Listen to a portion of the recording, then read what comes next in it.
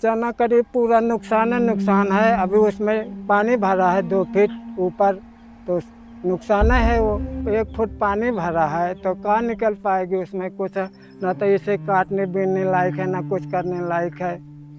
तब खड़ी है, खड़ के गिर रही, सड़ गई। कहा है तो कह रहे आ रहे हैं, कोई आता नहीं है। 3 दिन हो गए नहीं आए कोई। 3 दिन हो गए कोई नहीं आया। किस तरह के डर बना है आप लोगों में? हमेशा जैसे अफवाह फैल रही जी कि ये भगवान मत बरसा, नहीं तो कुल हमने का खेती नाश हो जाए, तो खैले बिना मर जाए हमने। नमस्कार दोस्तों, मैं हूं कविता बुंदेलखंडी और आप देख रहे हैं द कविता शो।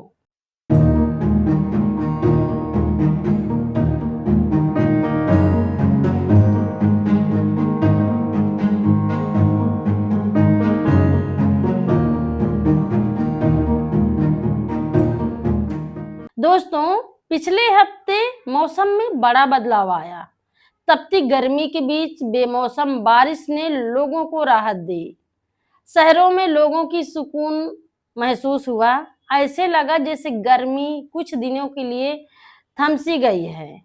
लेकिन आबादी का एक हिस्सा ऐसा भी था जो इस बारिश से खुश नहीं बल्कि बेहद परेशान था, और वो है हमारे किसान। बुंदेलखंड में इस बार मार्च महीने में बेमौसम बारिश सिर्फ मौसम का बदलाव नहीं था, बल्कि किसानों की जिंदगी पर एक गहरा वार था। जिस बारिश को शहरों में राहत माना गया, वहीं ग्रामीण क्षेत्रों में तबाही बनकर आई। गेहूं, चना, सरसों और मसूर जैसी कई फसलें जो कटाई के लिए खेतों पर पकी खड़ी थीं, उन्हें बारिश और ओलावृष्टि ने बुरी तरह से तबाह कर दिया। किसानों के देखते देखते उनके मुंह का निवाला छिन गया। साल भर की मेहनत कुछ ही घंटों में बारिश में खत्म हो गई। सबसे बड़ी बात ये कि सिर्फ फसल का नुकसान नहीं बल्कि पूरे साल की आमदनी का नुकसान हुआ है। हमारी रिपोर्टर ने उत्तर प्रदेश के तिनवारी क्षेत्र में और मध्य प्रदेश के कई इलाकों में जाकर इसकी स्थिति की रिपोर्टिंग की। वहां किसान अपनी हालत बताते हुए रो पड़े। उनका कहना था कि साल भर की मेहनत बेकार हो गई बहन जी। खेतों में अभी भी 2-2 फुट पानी भरा हुआ है। ऐसे में अब क्या बचाया जा सकता है? बारिश का पानी ही नहीं बल्कि नालों का गंदा पानी भी खेतों में घुस गया। छोटे किसानों के पास अपने कृषि यंत्र नहीं होते हैं। वे घंटों के हिसाब से ट्रैक्टर मंगवाते हैं। पहले ही लागत ज्यादा होती है और ऊपर से एक बारिश पूरी फसल को चौपट कर गई। गेहूं और सरसों की फसल पूरे साल भर का सहारा होता है, जिससे वे अपने परिवार का पेट पालते हैं, और वही फसल बर्बाद हो चुकी है। सवाल सिर्फ मौसम का नहीं है दोस्तों, सवाल व्यवस्था का भी है। हर साल जब ऐसी आपदाएं आती हैं तो सरकारें एक ही बात कहती हैं, सर्वे कराया जाएगा, मुआवजा दिया जाएगा, लेकिन जमीनी हकीकत कुछ और ही होती है। किसान बता रहे हैं कि कई दिन बीत गए लेकिन अभी तक अधिकारी खेतों में झांकने तक नहीं आए हैं। ना कोई सर्वे हुआ, ना कोई कागजी कार्रवाई। इतना ही नहीं, ना कोई विधायक, ना कोई सांसद और ना ही नेता मंत्री गांव में पहुंचा। जिन लोगों को किसानों की आवाज बनना था वो इस समय कहीं दिखाई नहीं दे रहे हैं। क्या किसानों की तकलीफ सिर्फ चुनाव के समय ही दिखती है? प्रशासन की ये दूरी सिर्फ लापरवाही ही नहीं बल्कि संवेदनहीनता को भी दिखाई देती है।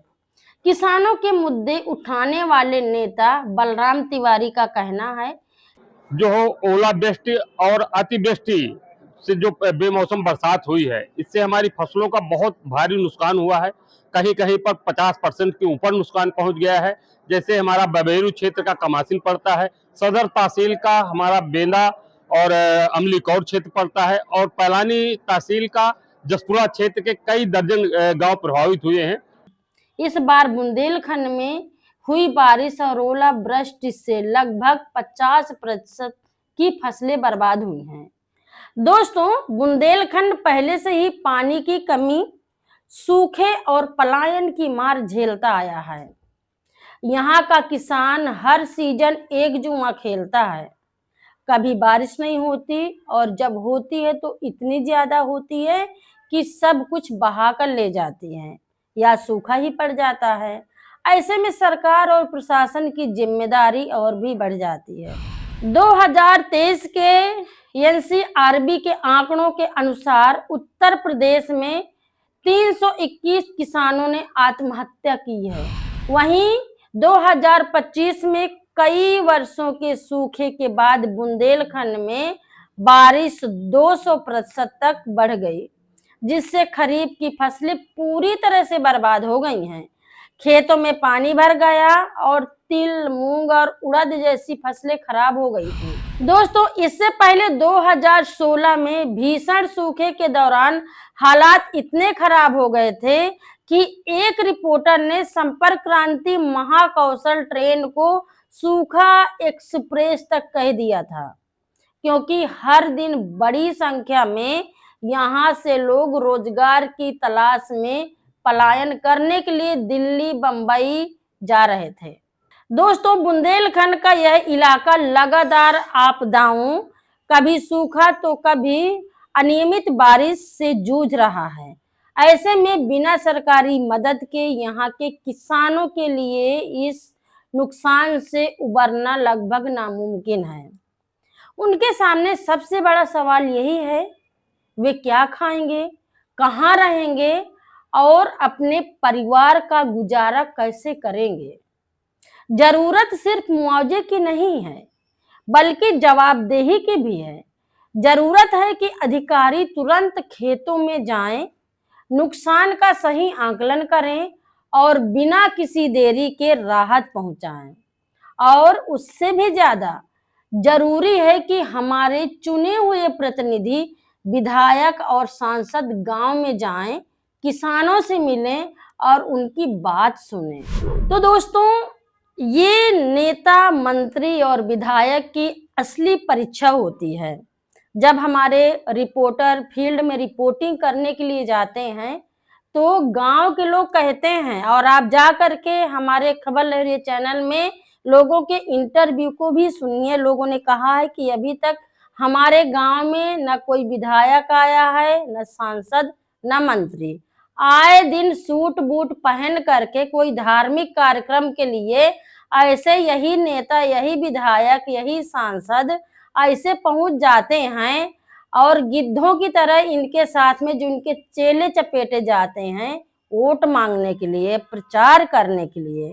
मैं कहती हूँ, अगर इतनी सी भी इंसानियत है इनके अंदर, तो जब इस तरह की आपदाएं पड़ती हैं किसानों के ऊपर तो ये क्यों नहीं जाते हैं? क्या इनको डर है कि इनका व्हाइट कुर्ता, टाइट पैजामा भीग जाएगा, या इनको ये डर है कि गांव के किसान कहीं इनको घेर न लें, कहीं इनसे मुआवजे की बात न करने लगे, कहीं इनके ऊपर सवाल न उठाएं। तो दोस्तों, ये जो हमारे जनप्रतिनिधि जीत करके आते हैं, किसानों के वोट से आते हैं, गांव की गरीब जनता ही इनको यहाँ तक लेकर के आती है। नेता, मंत्री, सांसद, विधायक और जो भी हमारे चुरकुट नेता हैं छोटे मोटे, आप सब लोग किसानों की मदद के लिए आवाज उठाइए, जाइए, उनके कंधे में अपना हाथ रखिए, उनको सहारा दीजिए। उनके फसल का जो नुकसान हुआ है ना, उनसे जाकर के कहिए कि हम अपनी सरकार से आपको इसकी भरपाई करवाएंगे, क्योंकि ये जो दुर्दशा हुई है ना बेमौसम बारिश की, और जो ओला पड़े हैं इतने बड़े बड़े, खड़ा सरसों ऐसे चिटक गया है, पूरा अनाज बिथरा गया है, खेतन में पानी भर गया है। यह सिर्फ भगवान के देन ना हो, यह देन यही नेता मंत्री के, यह सरकार के, जो पेड़न का कटुआ के 4 लाइन एक्सप्रेसवे बनवावती, जो पूरे के पूरे जंगलन का कटवा के बड़ी बड़ी कंपनियां डाले का योजना बनाया है। यही से आ बेमौसम बारिश हुई थी, यही से आ ओला पड़ा थी और यही से आ यही के मार किसान झेला थी। तो दोस्तों जरूर से बताओ कि यह आपका यह बात से सहमत हो। अगर सहमत हो तो जरूर से अपने दोस्तन के साथ में किसानन के साथ में, चाहे महिला किसान हो, चाहे पुरुष किसान हो, चाहे युवक किसान हो, चाहे नेता मंत्री हो, सबके साथ में यह शो का फॉरवर्ड करो और जम के कमेंट करो और बताओ कि इन तरह की चर्चा आप लोगन का कैसन लाग। हमारे खबर लहरिया चैनल का सपोर्ट करो। ये जो QR कोड है, अगर आपकी मर्जी है खबर लहरिया को आप ऐसे ही देखना चाहते हो तो जरूर से सपोर्ट करो और हमारे साथ बने रहो। अगले एपिसोड में मैं फिर मिली हूँ कुछ करारी बातन के साथ में, नए मुद्दन के साथ में। तब तक आप भी बताओ कि कौन तरह के मुद्दन में और चर्चा करने की जरूरत है। नमस्कार। खबर लहरिया, आपकी खबर आपकी भाषा।